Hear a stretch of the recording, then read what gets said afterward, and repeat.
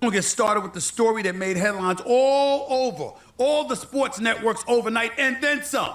And that was the NFL draft and the precipitous slide of quarterback Shedeur Sanders, son of primetime Deion Sanders, who many considered the second best quarterback in January. Sanders was just picked by the Cleveland Browns as the 144th selection of the 5th round overall.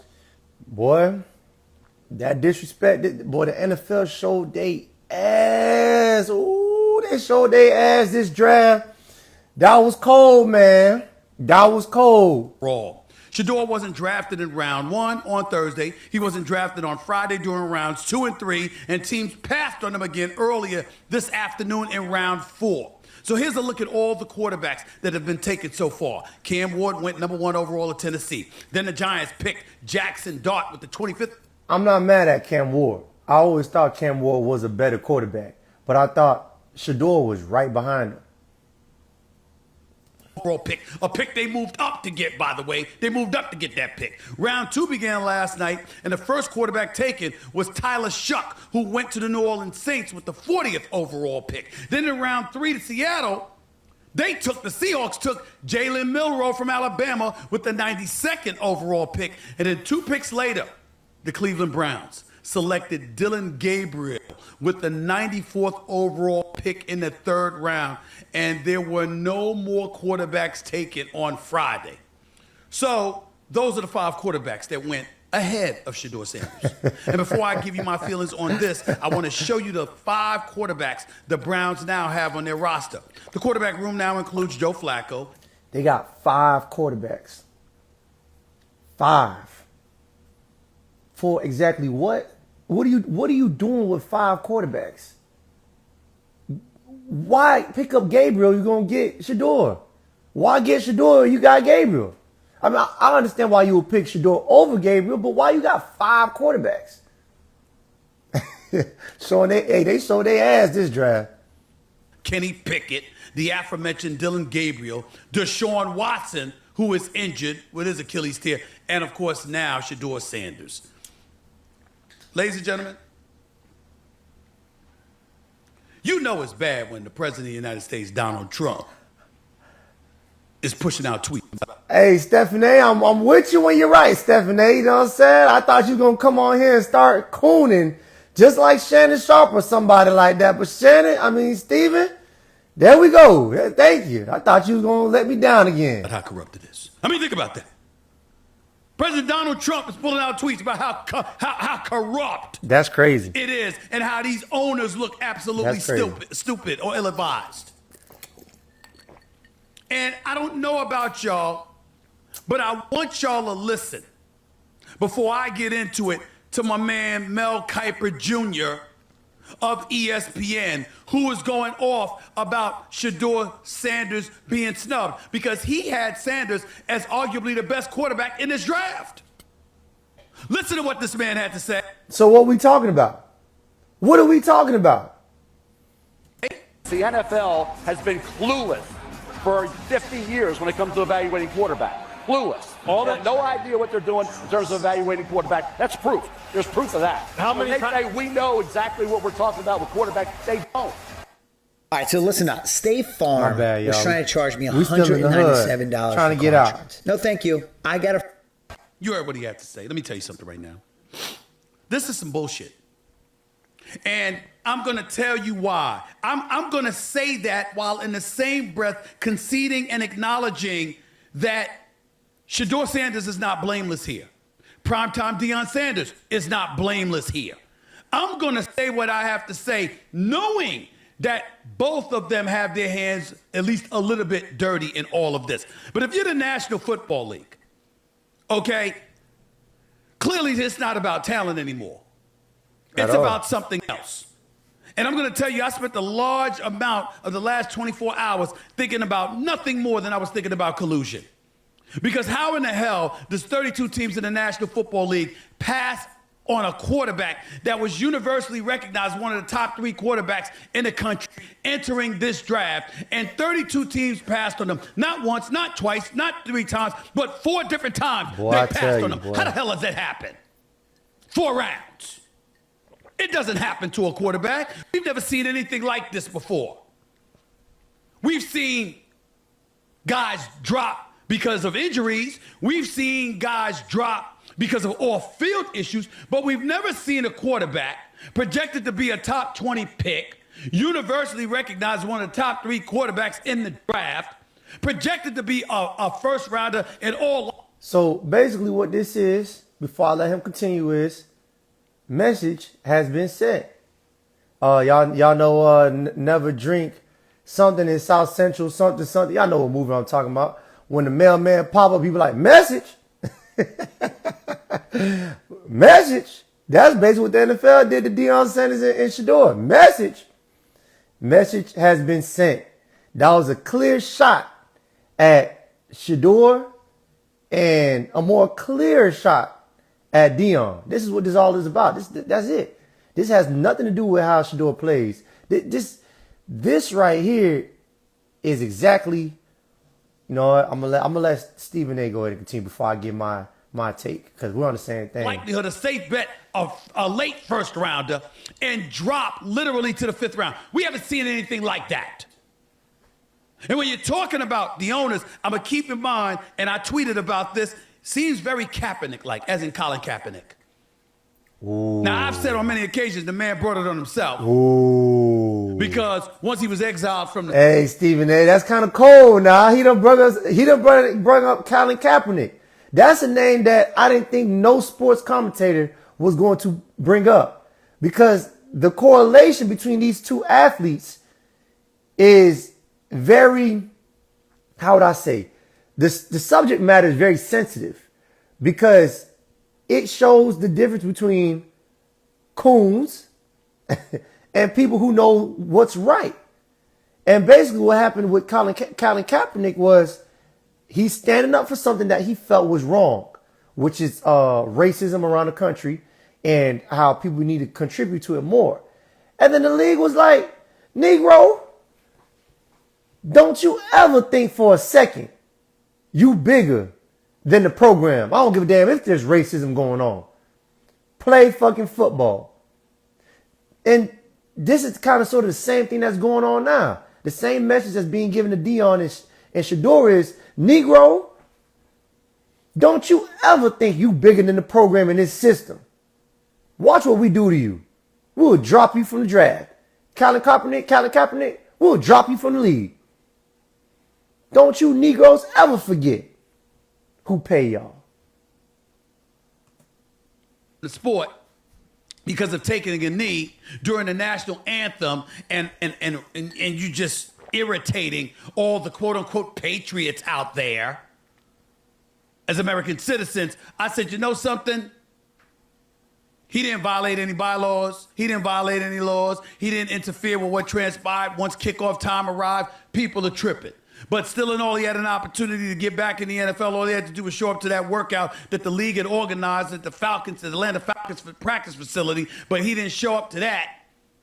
And as a result, 2 hours beforehand, had everybody trying to come to a high school football field 120 minutes away, 2 hours away. So guess what? You did that to yourself. That was not Shedeur Sanders. Shedeur Sanders with the watch. Shedeur Sanders with his bravado. Shedeur Sanders with this supposed arrogance or whatever. He still balled. He still threw for over 4,100 yards. Right. Still threw for 37 touchdowns. Still threw for just 10 interceptions. Still proved himself to be one of the better quarterbacks in football. Tremendous paws, pocket presence, accuracy, throwing the damn football. Didn't have great wheels. Doesn't have great athleticism, but the brother can play. I certainly never heard of no damn Dylan Gabriel. So the problem with Shedeur is, well, here's my question to the NFL or to everybody who's watching, and I want you to answer this in the comment section. If you're a black athlete who already comes from wealth and you're not depending on the NFL to escape poverty, how are you supposed to act? How do those kind of kids act?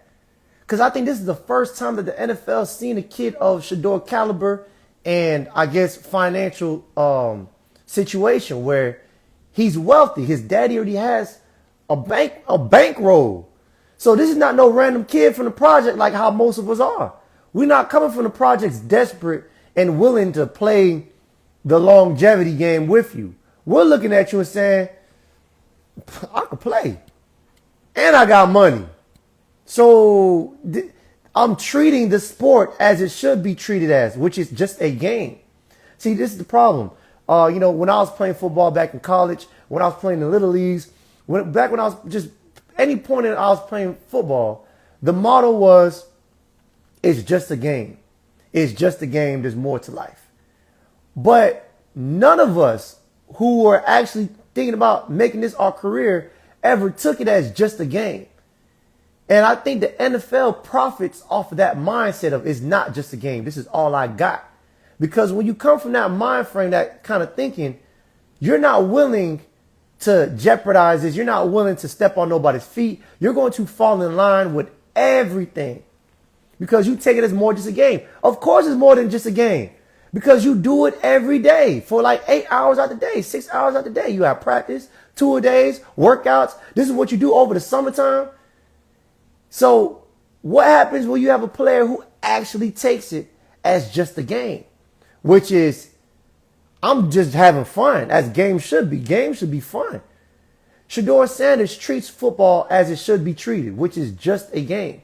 Whether you win or lose, you're still straight. You got a bankroll. You're not depending on it. This doesn't affect your family line history. This doesn't affect your financial situation. It's just a game. So, is football just a game? Tyler Shock. What the hell is that? I didn't hear about them. So how is Shedeur Sanders going behind them? I'll tell you how. Tell us, Stephen A. It's collusion. And why do I bring up Kaepernick? Because I keep reminding everybody that the owners, I'll never forget this as long as I live. The owners in the National Football League are very big on control. And Colin Kaepernick's position really railed them.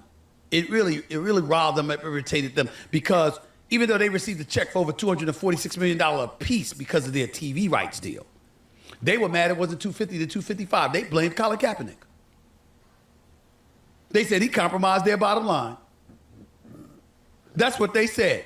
They got a check for $246 million a piece. They were still complaining about the $5 million they missed out on because of him. In their estimation, no proof of that, just speculating that was Colin Kaepernick. So if these are who they are, if these are the kind of people that they are, this is where Deion Sanders' hands get a little bit dirty. All right now, Stephen A. You speaking too much truth right now, Stephen A. We don't need no Shannon Sharp allegations popping up on here, Stephen A. Calm down now. I told you to stop cooning. I ain't say go all revolutionary now. Although I appreciate it if you did, but you know what I'm saying? You kind of old. Because we know he's the greatest cornerback that ever lived. We know he's arguably the greatest athlete we've ever seen. Yeah. We know that the man is a football savant. We also know that he's box office. The camera, the lens, it gravitates to him. He has that kind of magnetic effect. And because he let you know that he believed in his son, because he let you know what his son could do, because he let you know that he damn sure was going to keep an eye on things and he was going to have a voice in the proceedings, because he alluded to if I don't like where my son is, that's not where we're going and stuff like that. It's entirely plausible that the owners were like, who the hell do you think he is? Yeah. You don't run this shop, we do. Yeah. Because these owners are like that. What Jay-Z say? Rich nigga, poor nigga, still a nigga. Still a nigga. You know what I'm saying? And that's all this is. This is the NFL telling us to our face. Like, and I'm offended. I'm really offended by this because they're saying it so loud that they're not even hiding it. So they're not even hiding the fact that they're looking at us and still saying, you still a nigga. Don't you ever forget. We don't care how much money you got. We don't care how much power you think you have. You still a nigga, and you need to play by our system and our rules. The biggest disrespect ever. And then they're looking at us and they're saying, You Negroes ain't finna do shit about it neither.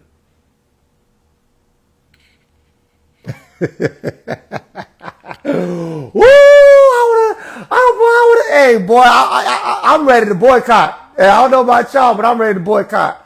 I'm ready to boycott this whole NFL. I don't give a damn, and I got a whole bunch of homeboys who play. Y'all need a different occupation. Because it's really the disrespect that they're showing that's so blatant. It's to your face. Like, they're not even hiding it. That's like someone spitting at you and then look you dead in your eyes. Do something. Oh, that's what I thought. Come on, man. Come on, BLK people. We can't be that hungry. We cannot be that hungry, bro. See what I'm saying? We can't be that hungry, dog. And a lot of people, my bad, I want to let them keep talking. A lot of people want to say, oh, that's fine. He got drafted. He just got to prove him wrong. We're at the point, this is not about proving nobody wrong. I don't want to hear he got drafted fourth, fifth round. It's time to prove everybody wrong. No. This is not about proving nobody wrong. This is about disrespect. Because we already know he could play. I don't give a damn if you go out there and he bomb eggshells. Who gives a damn? That's not what this is about. This is about the clear disrespect to black families who have strong fathers and they have power behind them. This is what this is about. And how they just felt like it was okay to show us this on national TV. And we was okay with it. That's the problem. I don't care if he wins the Super Bowl with the Browns. That's not the issue. You can never forget disrespect. And disrespect on this level goes past, it surpasses just regular football play. This has nothing to do with football. This has everything to do with systematic oppression, systematic hierarchy. That's the issue. But ultimately, we got to get to Shedeur Sanders himself. Because I spoke to some executives, giving me some background, because they didn't like some of the things that they were seeing. And when they talked about it, they said stuff like him sending out tweets tagged with #legendary. Hey, if you live in one My of these bad, cities y'all. We still in the right ghetto. here, Give us a minute. why don't you own an apartment building? Seriously, let me show you a path that could absolutely change your life. They talked about him appearing to have more of an interest in his own brand and that he thinks about that more than he thinks about the team or the league. They talked about if he was more buttoned up and all about ball and team as opposed to himself, he would have fallen no later than number 21 in the draft to the Pittsburgh Steelers. Instead, he fell to 144, and they call it a minimum of a $30 million mistake. That's what they said. Has Shedeur ever been caught up in any rape allegations? How about drug abuse allegations? What about domestic violence? What about cheating in school, cheating on with paperwork? What about, I haven't heard anything about him missing class. What about problems off the field? Getting arrested too many times. Gang affiliations. Caught with a gun. God damn it. Caught kicking a dog. We haven't heard any of those things about Shedeur. And yet, him not kissing ass is what cost him $30 million. You heard what he just said? They said if he buttoned up more. Maybe if he sat like a dog waiting on for a treat, he would have made $30 million. Is that what they're implying? Oh, my bad, master. My bad, master. I didn't sit correctly, master. Let me sit more upright for you, master. Who are you talking to? That's number one. This is the reason why I had to leave football alone. I had to put football down for this reason right here. Most kids didn't see it, but I seen it, and I know the kind of person I am, and I don't want to make this about me, but I seen it from a mile away. This is not who I am, and I don't think I fit. I don't think I could fit in this career line of work. Not me. They also pointed out how it was the perfect year to come out in the quarterback class because it's the lightest, weakest quarterback class in a long time.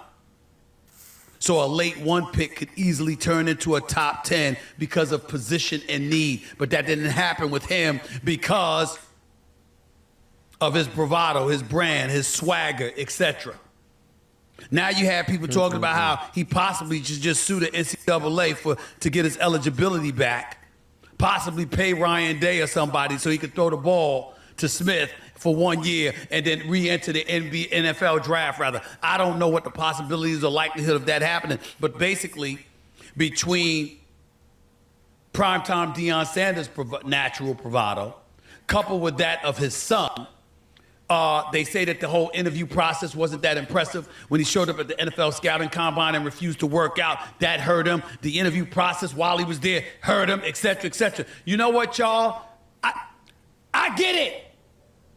It makes perfect damn sense. Tell him, Stephen If A. he's drafted in the second round. It's the fact that he fell to 5th that's alarming. So in other words, you're willing to collectively send that kind of message, and don't act like it wasn't a collective effort. For all we know, teams collectively, meaning owners, had come to the conclusion nobody's going to touch them in the first 4 rounds. All right, now that the round 5 is here, our message has been sent, so y'all could go about the business of sort of lifting the embargo, for lack of a better phraseology. I don't know what the hell happened. All I know is this: it's freaking unfair.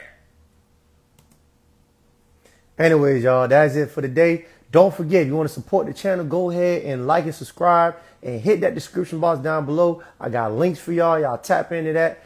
And I'm going to catch y'all next time, man. And let me know in the comment section what you think, if what I said was factual or capital. Out.